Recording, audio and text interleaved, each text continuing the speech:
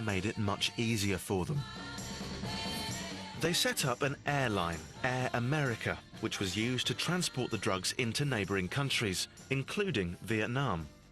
I was a freelance journalist, and I went to Laos to do this story on the source of the heroin and opium that was flooding into South Vietnam. And I was interviewing opium farmers. How much did you produce last year? What did you do with it? And the answers were always the same. We got about 5, maybe 10 kilos. At the end of harvest, we went down to that landing pad. An American helicopter came in, paid us cash for the opium, loaded the opium on the helicopter, and flew away. The trail of drugs follows the trail of clandestine operations. And there's a very good reason for that. If you're carrying out clandestine operations, you need black money, and you need cooperation from criminals. All right. When you put together black money, untraceable money, and criminals, what does it add up to? Narco-trafficking. CIA headquarters had no idea what was going on the ground in Laos. Their agents in Laos had to keep the local drug traffickers happy in return for their support. So the CIA got their secret army by turning a blind eye to the heroin trade. But what the CIA hadn't thought about was where this heroin was headed.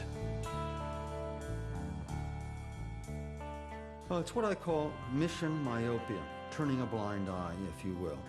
It was their troops, their aircraft, and they knew about it at the time.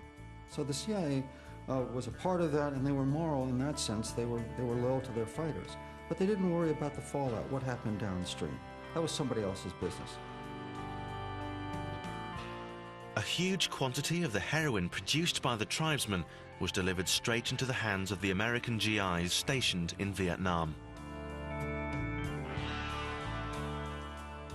In 1969, we adopted a defensive posture. The troops became demoralized. They were basically confined to fire bases in defensive positions, and time was very heavy on their hand. And the way to make 365 days just go blip and disappear was heroin. And the stuff was cheap. It was sold in every bar, every fire base, little tiny screw cap plastic vials, about $2 a piece. And it was 96% pure heroin. You didn't inject this stuff. You scooped it out and you snorted it.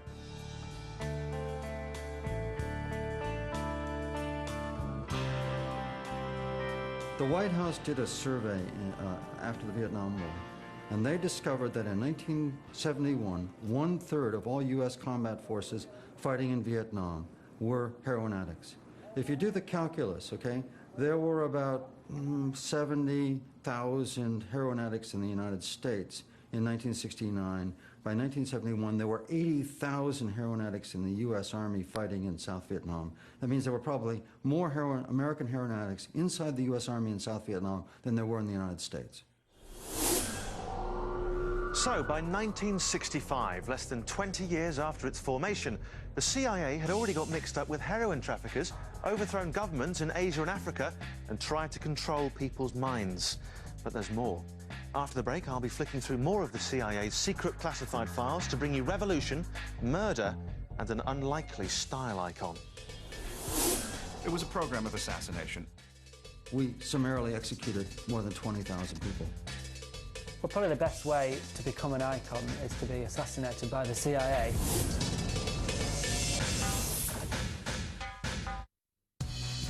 They put their trust in me to lead them to salvation, to Earth.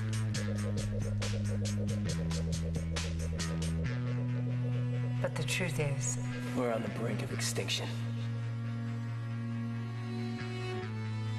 our enemy is amongst us. Lies are tearing us apart. Suspicion and doubt will be the downfall of humanity. Because trust will betray you. Battlestar Galactica, the new series, Tuesday the 10th of January, Sky One.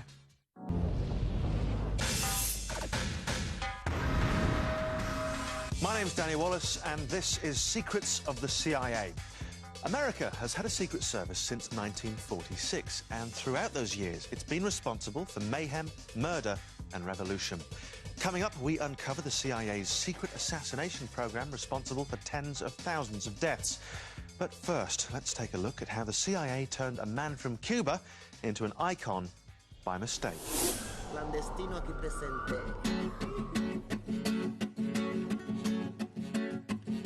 Che Guevara went straight to the top of the CIA's most wanted list after organising the military side of the Cuban Revolution. He wanted to spread communism throughout Central America. The CIA wanted him stopped. By 1967, Che and his band of guerrilla fighters were in the jungles of Bolivia. The USA had had enough. Che had to go. The whole concept of guerrilla war was enshrined and symbolized, personified in Che Guevara. So long as he was free, so long as his reputation, which was always greater than his successes, continued to circulate, the idea of armed resistance to American imperialism continued, as long as he lived. The CIA was terrified of Che because he was obviously very popular. He was young, he was good-looking, the girls liked him and so on, and he was fashionable. And suddenly communism wasn't sort of red in tooth and claw communism. It was, hey, Che Guevara, you know, could be the father of my baby. So the CIA decided it was time to get rid of Che, and they did their very best to assassinate him. In those days, CIA-sponsored assassinations, wet jobs, executive action, whatever you call it, were allowed. And they caught up with him eventually in Bolivia. So the CIA came up with a plan to get rid of him. Felix Rodriguez, the CIA's main man in the hunt for Che Guevara, has admitted to ordering his assassination. Guevara was finally picked up by a Bolivian ranger. Bear in mind, this was a highly trained counter-guerrilla force, trained by the Americans, and he was then taken to a small schoolhouse in La Higuera where his presence was announced, and where there was, in particular, one man, Felix Rodriguez, who had been in Cuba, been at the Bay of Pagans, and is a figure who reappears constantly through the next 30 years of the CIA's history. He was in La Higuera. He claims, his account is that he received a phone call instructing him to murder Guevara and authorize his killing by a local Bolivian sergeant.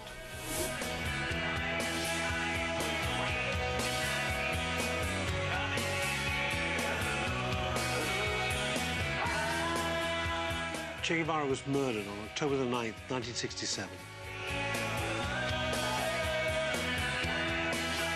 In the minds of the CIA and the people around them, a dead Che would be one danger less, that he would be eliminated from the scene.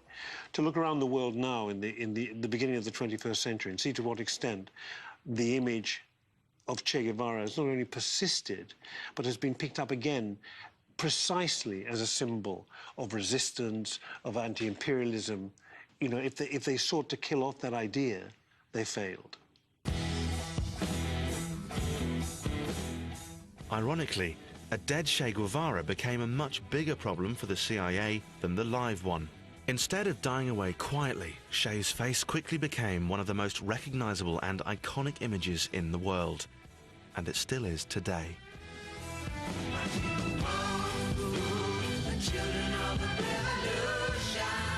I think Che became an icon because he stood for something.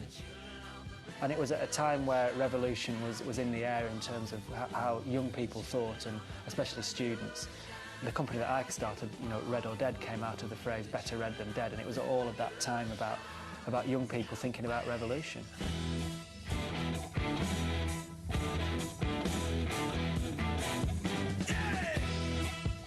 Increasingly, there's a big industry behind Che. I remember a T-shirt out not so long ago with Jesus done in the same black and red with his crown of thorns, and look, you had to take a double take to see if it was a Che T-shirt, or if it was a picture of Jesus. But then more overt than that, you know, you get Ricky Gervais, you get Madonna, you get Citizen Smith. You know, there's all these marketing departments and stylists saying, well, for this video, do a bit of Che because, you know, it fits with the style of it, and it'll get you in the press on this and that, and it's a surefire winner.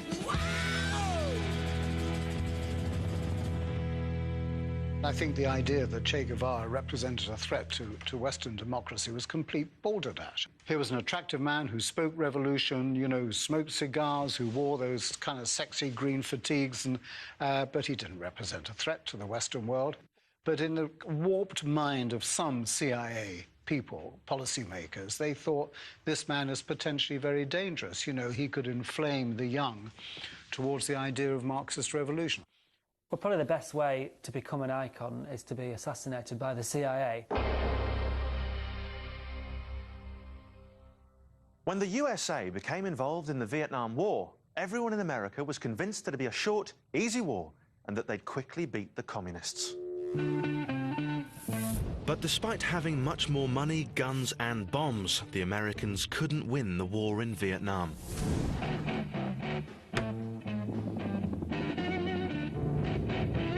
Their opponents in the Viet Cong didn't play by the rules.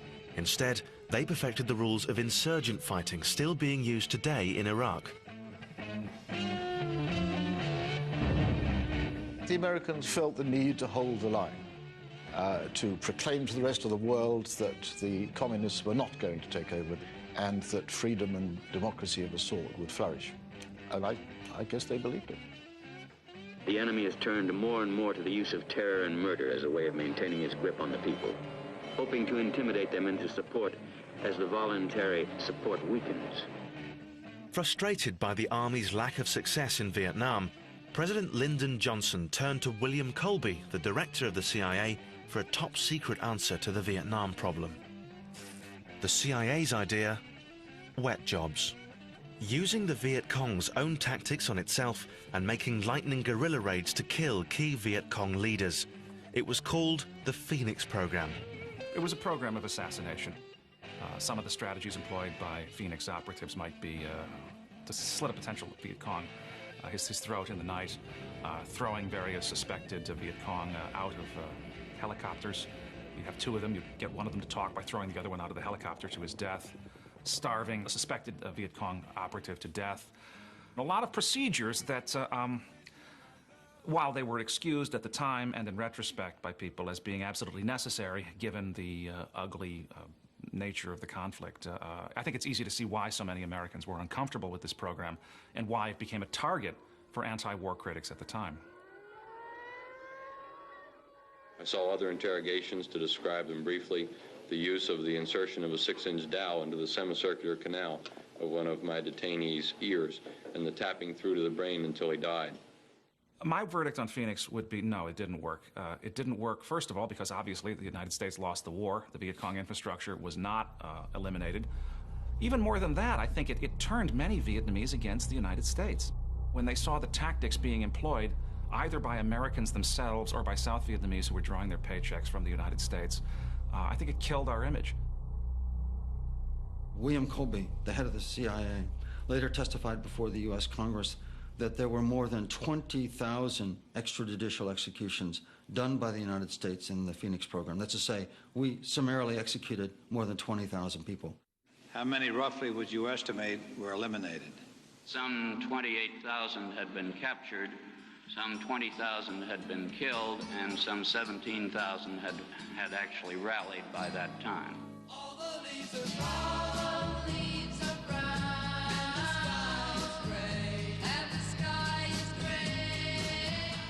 The Phoenix program was a disaster on every single level. It horrified the American public and helped turn them against the war. And what's more, it simply didn't reduce the Viet Cong's military capability. The prospect of a ceasefire hasn't made the position of the Vietnamese in the battle areas any easier. Indeed, it's made it much more difficult. The impact of the Vietnam War in America was absolutely colossal. It was the one war that the Americans actually lost. And that was a huge shock to the system.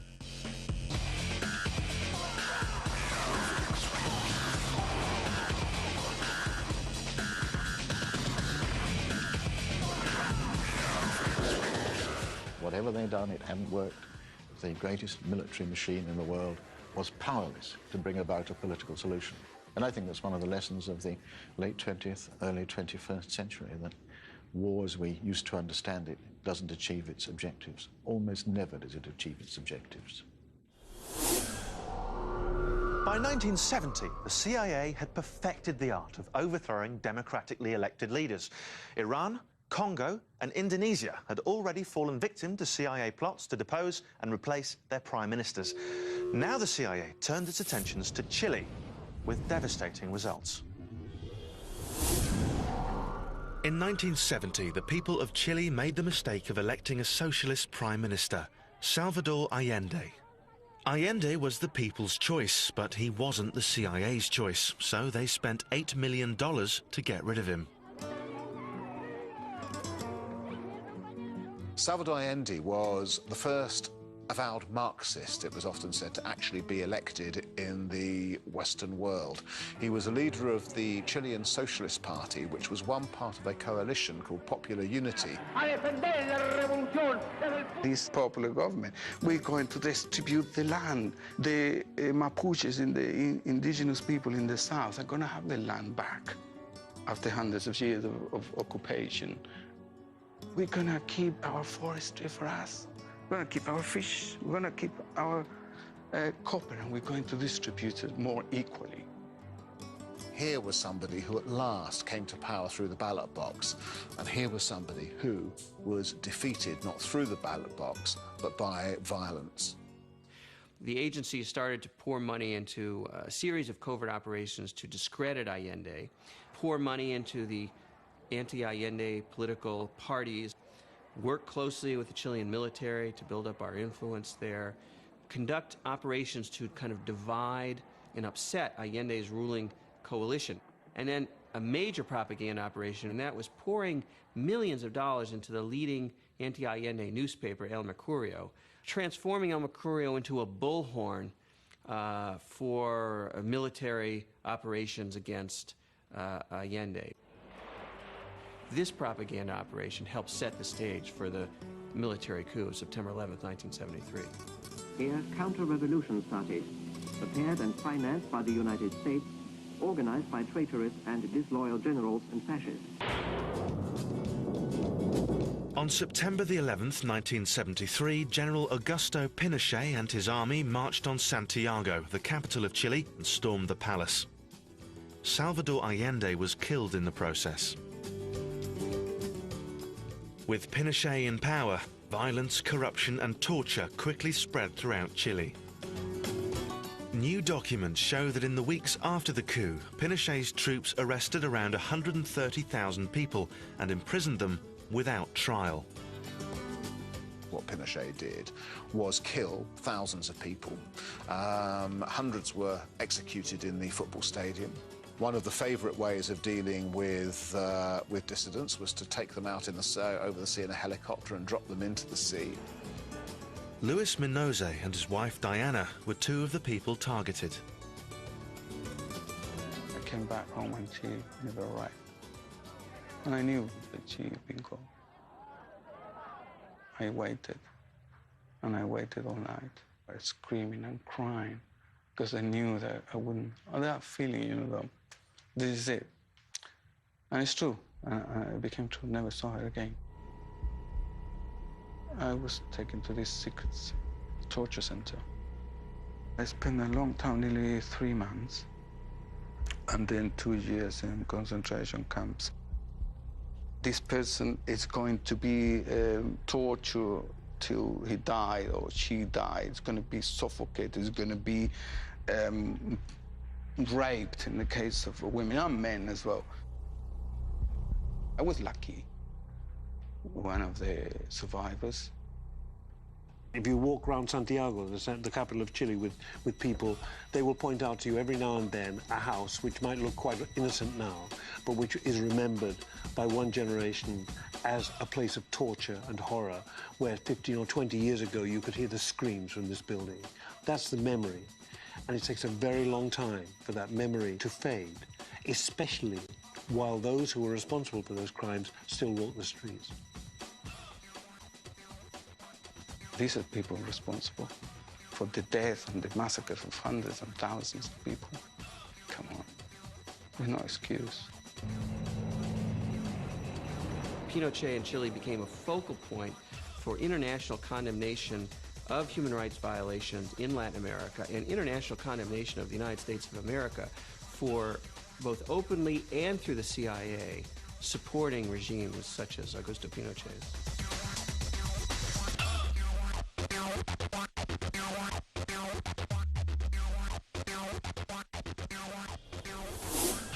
Coming up, we'll be digging even deeper into the files the CIA really doesn't want you to see. All that after the break. Islam is politics, or it is nothing at all. Among the victims were both my parents and my 2 sisters and 20 other relatives. The war is over, but the dying isn't. Here, the CIA was deeply involved. It was clearly an illegal action. Big trouble with the Islamists. There are 1.3 billion of them now, and they're all very mightily upset with us.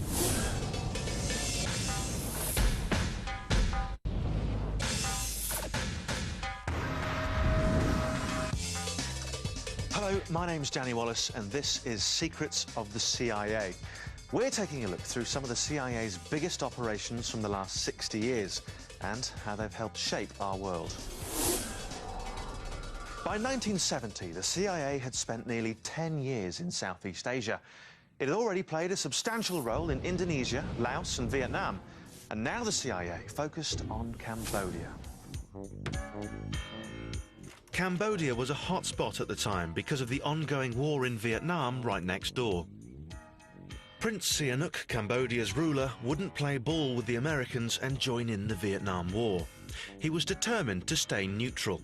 Cambodia would not open its doors to American troops. So the CIA did what it always does in these situations.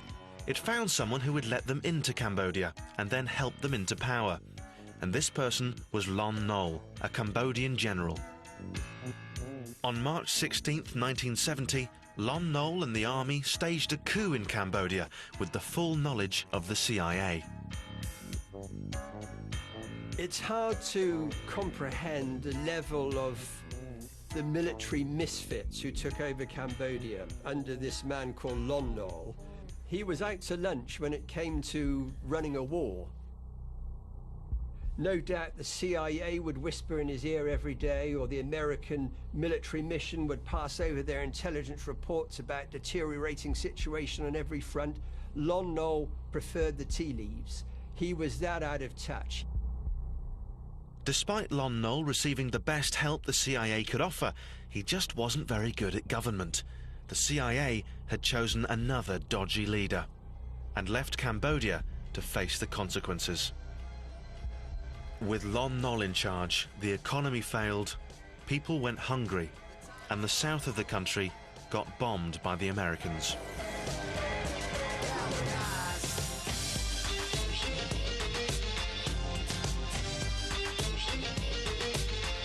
These conditions allowed the Khmer Rouge, a vicious and extreme communist party, to gain more and more support under its now notorious leader, Pol Pot.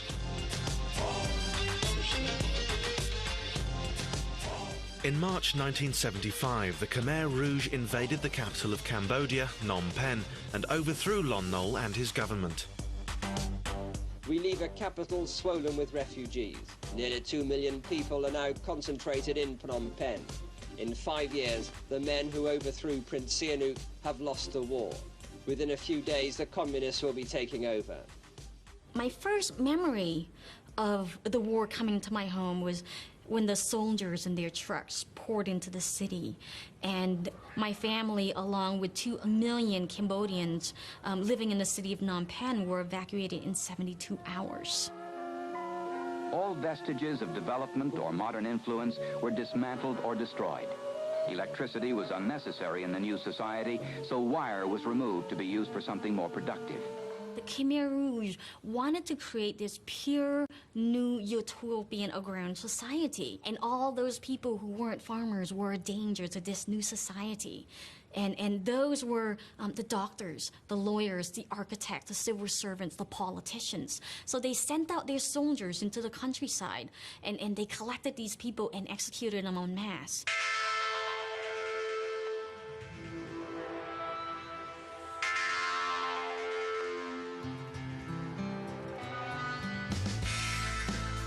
The 3 years, 8 months, and 21 days of Khmer Rouge rule claimed the lives of 1.7 to 2 million Cambodians. Among the victims were both my parents, my 2 sisters, and 20 other relatives. Where they've located over 20,000 mass graves in Cambodia. And they were killed with the blunt instruments at the back of their heads.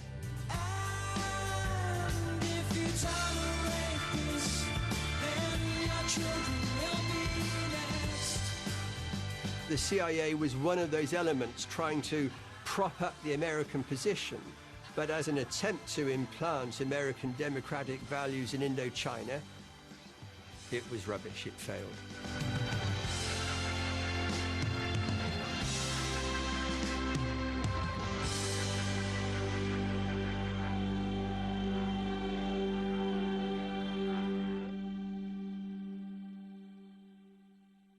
The Angolan Civil War began in 1975 and didn't end until 27 years later in 2002.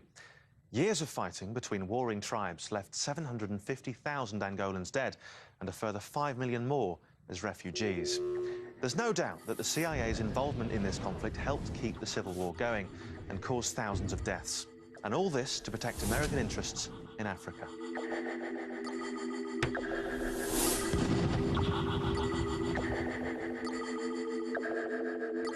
Angola was one of the few examples of U.S. interventions where the Soviet Union...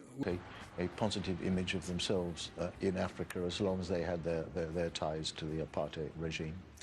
So the Americans were never going to be popular in Africa as long as that situation prevailed. The CIA chose to influence the conflict in the most convenient way it could. It spread propaganda and pumped money into Angola. Millions of dollars were provided for mercenaries and nearly 100 agents were sent to the country. One's talking about a relatively small number of people in terms of station chiefs and different operatives, in terms of the assets, as they call them, the local allies that they pay and run as agents, and a lot of it was funneling money.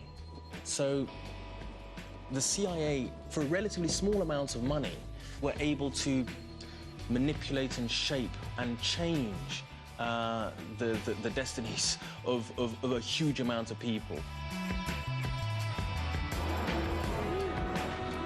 The Civil War in Angola was the longest running war, I believe, anywhere in the world in the 20th century.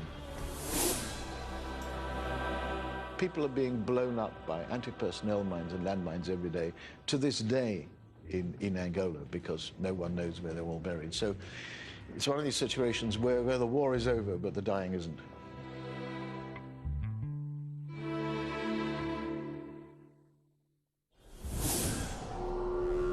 The CIA is meant to have eyes and ears everywhere.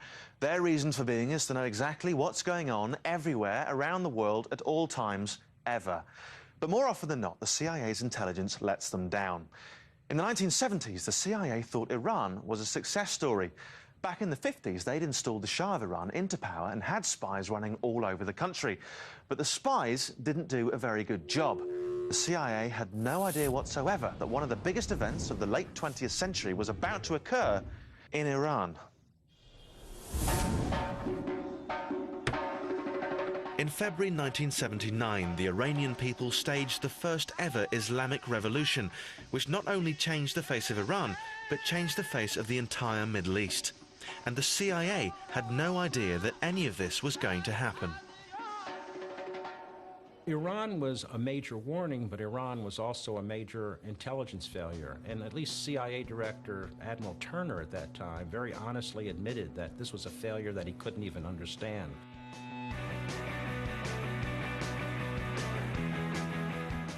Our experts on Iran just were not clued in. They just did not have a sense of the culture, the sense of what was going on in that country. It certainly was a big gap in our coverage, and I am to blame for that. I did not push them in that direction, and I should have. The city of Qum, Iran's holy city. It's the center of the Shia Muslim community, and it's the home of the man who's head of state in all but name, the Ayatollah Khomeini. It was Ayatollah Khomeini who changed the nature of political Islam forever when he said, Islam is politics or it is nothing at all. The idea that this old cleric could come and overthrow 30 years of the most powerful Western ally in the Middle East didn't make any sense. I mean, the Americans, like most Westerners, I don't think are terribly adept at looking at issues of religion.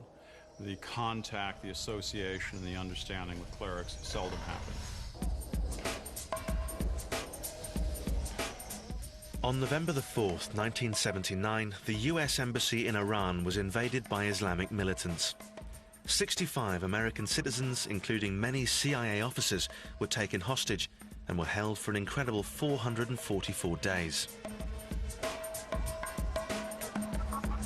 By failing to understand the degree of hatred of the people in the streets, I think they failed to predict the invasion of the embassy and the hostage-taking crisis, which was probably one of the most humiliating things that the United States had to face, and it really brought an end to the Carter administration.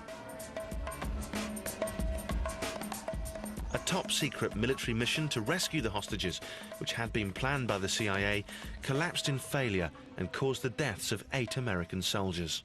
It was unbelievable that such things could happen to the USA, the world's greatest superpower, and the impact is still being felt today. The Americans have still got this dream about being American, and what the Iranians did in that siege was to humiliate people who don't believe they can be defeated. And the Americans have never got over it. They have never got over it. Now, when things go wrong at the CIA, they go wrong in a pretty big way. And one of the very public mistakes they made in the 1980s ended up becoming the biggest political scandal of Ronald Reagan's presidency.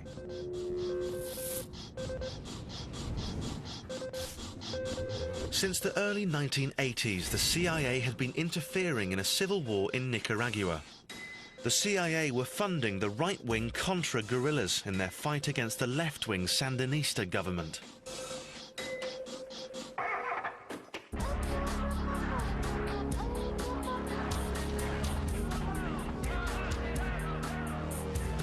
Here was a movement with mass popular support that had overthrown a peculiarly vicious and vile dictatorship, a dictatorship which nobody in their right mind would defend. For the next 10 or 11 years, the government that arose out of that revolution faced military assault, economic attacks from the US, and here the CIA was deeply involved. The Nicaraguan government claims over 10,000 civilians have been wounded, killed, or kidnapped by the Contras. But in 1983, the American Congress voted to cut off funding for this war. The CIA was brought in to find a secret way to get these funds to the Contras in Nicaragua. In late 1983, 2 CIA men, Richard Secord and Albert Hakim, met with representatives of the National Security Council. They came up with a plan to fund the Contras, which united their new friends in Nicaragua with their old enemies in Iran.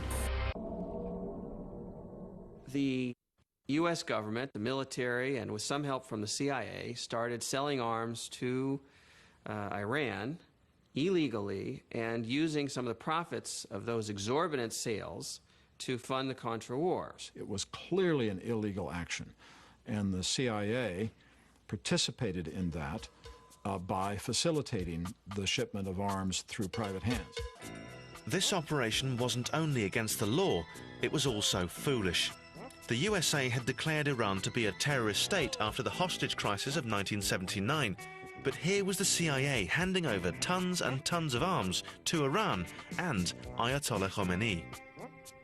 To this day, the exact amount of money the CIA generated from these weapon sales is still unclear, but we do know that Iran paid $47.6 million into a CIA-controlled Swiss bank account, which was then handed over to the Contras. If illegal acts were undertaken, those who did so will be brought to justice. Joint hearings of The hearings into the Iran-Contra affair began in May 1987 and resulted in the prosecution of key CIA officials and National Security Agency personnel. The deputy director of the CIA and a couple of other CIA officials were actually found guilty, in the end pardoned by the first President Bush. Thank you. God bless you. And good night. The Iran-Contra affair was immensely damaging to America's reputation throughout the world. But it was equally damaging within the United States because it raised issues of trust. We all like to think of our governments as being A, reasonably competent, and B, acting within the law. In this case, there was neither. The last great battle of the Cold War was played out not in Russia or in the USA, but in Afghanistan. In 1980, Ronald Reagan sent the CIA into Afghanistan. Their secret mission was to fund, train and arm the Mujahideen, a band of Islamic Afghani fighters. They were at war with the Soviet-backed People's Democratic Party of Afghanistan. The CIA was told to crush the Soviet fighting force by any means possible, and it did just that by working closely with the Mujahideen. They were good lads. Everybody thought they were, you know, good, hardened fighters. Andy McNabb was employed by the CIA in the early 1980s to train the Mujahideen. We taught them how to make improvised explosive devices, the timer units, how to take down helicopters, telecommunications, power lines. We were teaching them not only the conventional stuff, how to use ground-to-air missiles, but actually how to make improvised explosives and how to make explosives. Allahu Akbar! Allahu Akbar!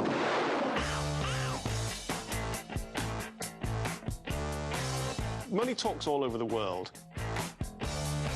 It talks even louder in some of the countries that the CIA have to go and operate in. And they do carry around large bags of large denomination dollar bills. You can't get the exact total of money the Americans spent to help the Mujahideen defeat the Soviets, but it's around the $3 billion mark. I was in the most realistic sense, the 19th century British political agent and quartermaster. And so I delivered 60,000 tons of ordnance. I spent a lot of money every month unilaterally providing it to Afghan commanders throughout Afghanistan. I could get on a secure radio link and say, Joel, get your stuff. And they would come back and say, got our stuff. Milt Bearden might have thought funding and arming the Mujahideen was a good idea, but many of his fellow CIA officers didn't agree. I myself had a conversation with Milt Bearden, who was the CIA operative who was controlling this operation, and I said, Bearden, what are you doing? You're giving this weaponry to the most fundamentalist people of them all.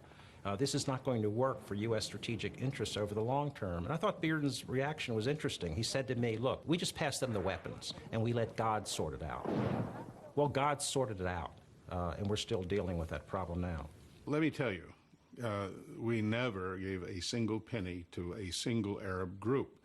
They themselves were bringing in up to $20–25 million a month that was being brought in from the Gulf to go into the war. That's their issue. We were there with our goals. But this has been a story that has always been too good to check for most journalists. CIA did not fund Osama bin Laden. CIA did not create the Taliban. The U.S. didn't do that, and it consciously didn't do it. It didn't do it as a matter of policy. And I always like to dismiss those critics as saying, I was there, you weren't, I know it, you don't, trump that.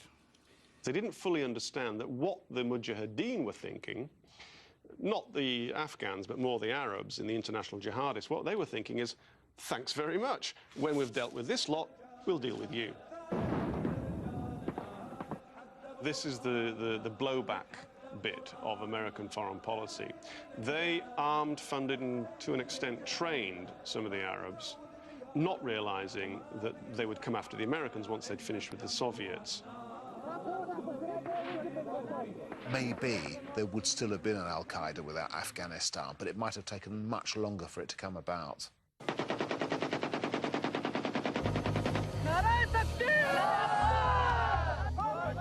Once the Mujahideen won its war against the Soviets, the CIA upped sticks and left Afghanistan. The CIA men had accomplished their covert mission, and they didn't care what happened to Afghanistan after they left. When the Soviets finally withdrew, the Americans effectively withdrew their interest in Afghanistan. They ceased to be concerned about what happened to it. And far from continuing to intervene, they effectively left the field open for the Taliban to come in with the consequences that we understand.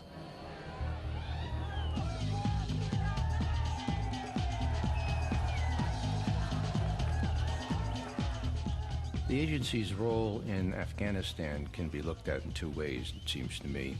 In a short-term perspective, sure, the agency drove the Russians out. But over the long term, well, you know, it's big trouble with the Islamists. There are 1.3 billion of them now, and they're all very mightily upset with us. Every spy organisation's worst nightmare is the discovery of an enemy within the agency. I don't need to tell you that. Moles, double agents and defectors can inflict massive damage on the country they're meant to be working for. And the CIA has first-hand knowledge of just how damaging an enemy within can be. You never think there's a spy in your neighborhood. On February 24th, 1994, Aldrich Ames, a CIA Soviet expert who'd worked at the CIA for nearly 30 years, was arrested with a suitcase stuffed full of cash and a plane ticket to Russia in his pocket. As the case unfolded, the CIA discovered that Aldrich Ames had been spying for the Soviets for nearly 10 years. And the information he'd provided to the KGB left the CIA in a state of chaos which they're still recovering from today. One thing that everybody has learned throughout history is that if a person is dedicated to betraying their country, while they may eventually be caught, it takes a while. There's no immediate solution. There's no magic truth detector. There's no truth serum. There's nothing that can solve the problem immediately. I met a handler who was handling Aldrich Ames in the early 90s. And this handler believed that with the information being provided by Ames, the Soviet leadership could change the course of events in the Cold War with the United States. So the stakes were higher. Ames had one of the most sensitive jobs in American intelligence, serving for 3 years as chief of the CIA office charged with protecting CIA operations from the KGB. Understandably, this is the one place the CIA couldn't afford to have a spy. Yet Ames continued to pass top-secret information to the Soviets for years, and the KGB paid him handsomely for it. Money don't get everything, it's true. What it don't get, I can't use. I want money. Ames had no ideology. Ames did this because he thought he should be making more money. He wanted nice cars, he wanted a nice house, he wanted a lifestyle that he wasn't able to earn on a government salary, and he believed that by handing over information that would bring him a fortune, and in fact it did. It was in excess of $2 million and probably closer to $2.5 million, which would have made him probably the highest paid spy in history. He traded people's lives for $2.5 million. He pled guilty. He received a sentence of life imprisonment without parole, and he's currently serving it today. Aldrich Ames was responsible for a number of the CIA's most important sources in Russia and the Soviet Union being compromised, caught, and executed. Mr. Ames caused the death of these people as surely as if he had pulled the trigger. This was a major intelligence disaster, and the response of the CIA to those disasters was really almost tragic. It was unable to figure out for many years how it was compromised, how it was penetrated by the Russian intelligence service. For more than 10 years, Aldrich Ames handed over hundreds of secrets to the Soviets, and no one in the CIA had any idea he was a mole. Aldrich Ames was unquestionably the most damaging spy that the CIA ever experienced. It destroyed morale within the agency, and it caused damage that is lasting to this day. The fact that he was able to betray so many great assets in the Soviet Union is despicable. We had a huge betrayal inside. And the turmoil from that is goes on to this day.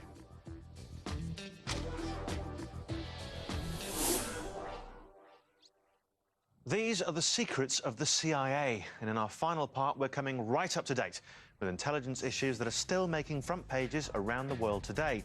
After the break, we'll be looking into just how the CIA got it so wrong on Iraq and on 9/11. They missed it. They missed it completely. It's very unlikely we can stop the next attack in America. Weapons of mass destruction was a fantasy. What we had is the CIA lying, cheating, and deceiving the American people itself for the benefit of the president.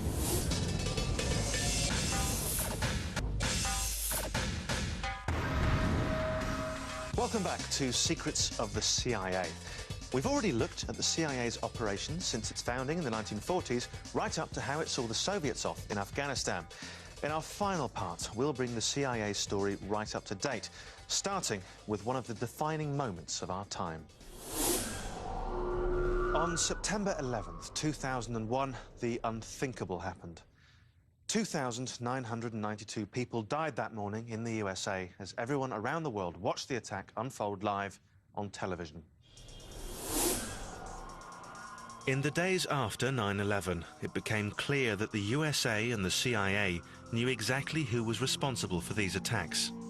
The CIA had been watching Osama bin Laden and his al-Qaeda network for years, but had done nothing to stop them carrying out the terrorist attacks of 9/11. When the attack of 9/11 occurred, I think more than anything else, it was a feeling that this probably didn't have to have happened had we been more aggressive against Osama bin Laden. This whole operation, months in the planning, relatively expensive in terrorist terms, and so involved and intricate, completely got by them. They missed it. They missed it completely. God, that was a failure of intelligence. It was a failure of imagination. It was a systemic failure of every intelligence service that was in the least bit professional.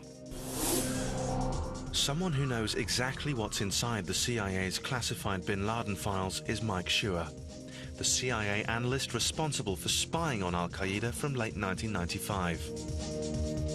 The agency began looking at Osama bin Laden primarily because of external factors. In the middle 90s, we shifted away from a kind of an exclusive look at Lebanese Hezbollah and the Palestinian groups to a broader look at Sunni extremism around the world. And almost wherever we looked, bin Laden's name came up as a benefactor, as an inspiration, or as a nuts and bolts provider of military weapons or documents. The very reason the CIA exists is to stop America's enemies from attacking the USA. Yet the CIA failed to gather any intelligence about the World Trade Center attack before it occurred. Bin Laden pretty much set it out what his strategy was going to be against the United States. There weren't a lot of surprises in bin Laden. So when you look at the analytical work at the CIA ultimately, and the failure to realize the role of al-Qaeda in 1993 in the World Trade Center, and the fact that bin Laden always bent back to his failures to try to get it right, you have to wonder how in the world did this intelligence failure take place? Incredibly, this wasn't the first time allies of Osama bin Laden had tried to blow up the Twin Towers. Back in 1993, Islamic terrorists bombed the World Trade Center, killing 6 people and injuring over 1,000 more. Yet the CIA still had no idea what was coming on 9/11. We did not have enough people, and we did not have enough people who were experienced on the Sunni target, on the Islamic target generally, and that remains true to this day. We had heard testimony by CIA Director George Tenet during the 9/11 investigation that he had declared war on al-Qaeda in the late 1990s. However, the investigators were able to uncover that he had only applied maybe one or two or as many as half a dozen analysts. So one has to question what kind of war that was. By assigning only a few people to the Al-Qaeda investigation, the CIA made a huge mistake. But it wasn't the CIA's only error in handling the bin Laden case. They simply didn't have enough Arabic speakers. They didn't have enough Arabic speakers, crucially, on the ground in the Middle East. And they didn't have enough that are listening to all the stuff and reading all the stuff and analysing all the stuff. And so in that respect, they were blind. They learnt the hard way. It's no good watching from a satellite and listening from the radio bug. You've got to have more than that. They are only just now beginning to start to infiltrate. They're paying lots of money to people, and they are getting sometimes fairly good information, but they're starting from 911, where, of course, we now know they should have started in the early 90s. If the CIA failed to spot 9/11, then you have to ask, will it be able to do anything to stop the next attack? At the end of the day, law enforcement and the CIA is faced with an impossible task because no one has moved forward in protecting the borders of the United States. It's very unlikely we can stop the next attack in America. When Bush and Blair proposed the invasion of Iraq back in early 2003, both leaders insisted the only reason for the war was to stop Saddam from using his weapons of mass destruction on the rest of the world.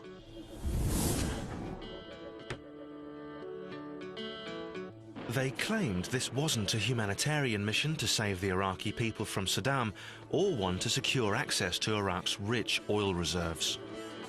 My fellow citizens, at this hour, American and coalition forces are in the early stages of military operations to disarm Iraq, to free its people, and to defend the world from grave danger.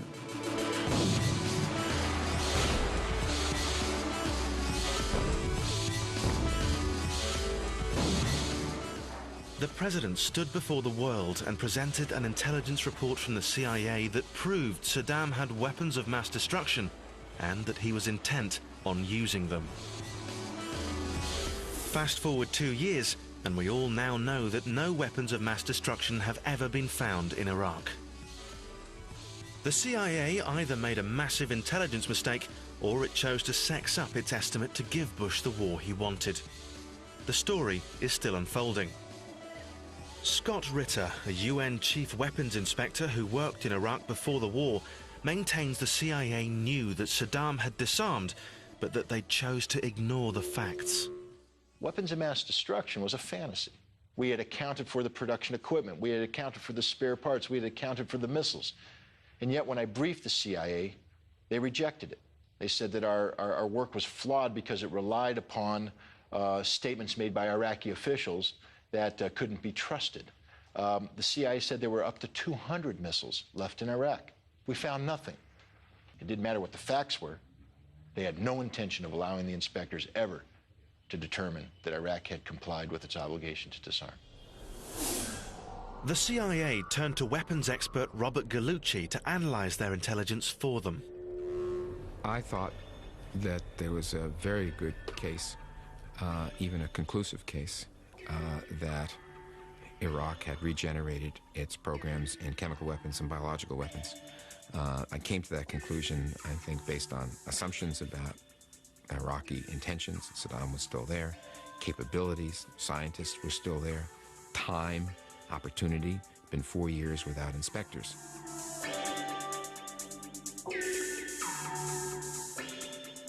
The way in which the intelligence services looked at the Saddam Hussein regime was as the type of regime that lied about whether it had weapons of mass destruction or not. Consequently, they interpreted almost every bit of information which seemed to suggest that he might have as being information showing that he did have. They didn't have somebody inside their regime at a high enough level who knew exactly what the truth was. And it was all satellite images. It was all guys who'd escaped 10 years earlier. The information wasn't new enough. The information wasn't hard enough. The CIA made serious errors when analyzing the intelligence coming out of Iraq before the war. What we had is the CIA lying, cheating, and deceiving the American people itself for the benefit of the president. And that's a violation of the moral compass of the CIA, if there is indeed a moral compass at the CIA. This is wrong.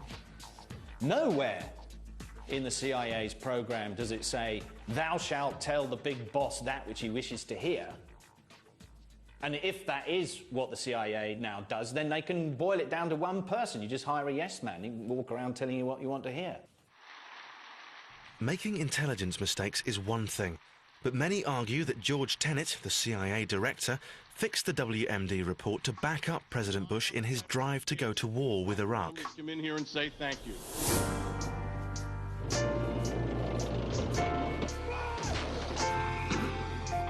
There's no way the director of the CIA could have believed any of the intelligence information they had out there that there were weapons of mass destruction in Iraq.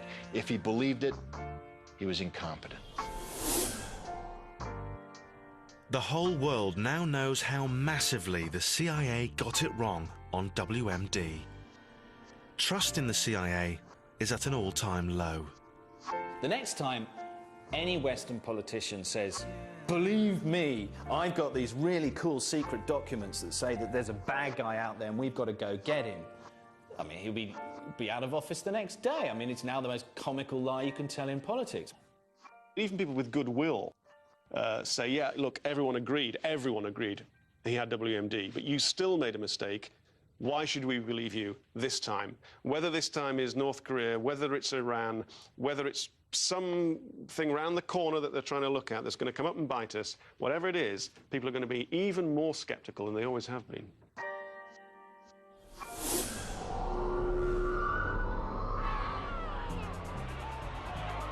The threat to this country, the threat to the world is terrorism. And the antidote to terrorism is intelligence. We're at war with Islamist extremists, and in war, you have to take some extraordinary measures in order to be successful. They simply have to be dealt with. The Osama bin Ladens and the cells of people that are still out there, they just simply have to be removed. If the CIA is going to target someone, if there's going to be an assassination plot, we're going to bloody our own image around the world and create more terrorists. When you have an agency that operates in the dark, you are going to have extraordinary abuses of power. The truth is that people are dying in our name, people are getting murdered in our name, people are being experimented on in our name. No, no, no! The CIA, as it's currently manifested, not be tolerated. It must be done away with. We would be better off today just doing away with the CIA and starting over. It's a deadly subversive cancer of corruption and incompetence within American society and as a projection of that society overseas. It's an enormous danger. I'd have to say, unless we have a second 9/11, the odds of the agency changing over the next 25 years are almost zero. So, happy birthday to all our friends at the CIA. That's 60 years of defending our liberty, or, to put it another way, attacking our freedoms. And as we enter the 5th year on the war on terror, please don't think for a moment that the CIA will play any less of a role, or that it'll use any less controversial tactics than it has done in the last 60 years. Expect to see plenty more headlines and to hear plenty more secrets of the CIA in the years to come. Good night.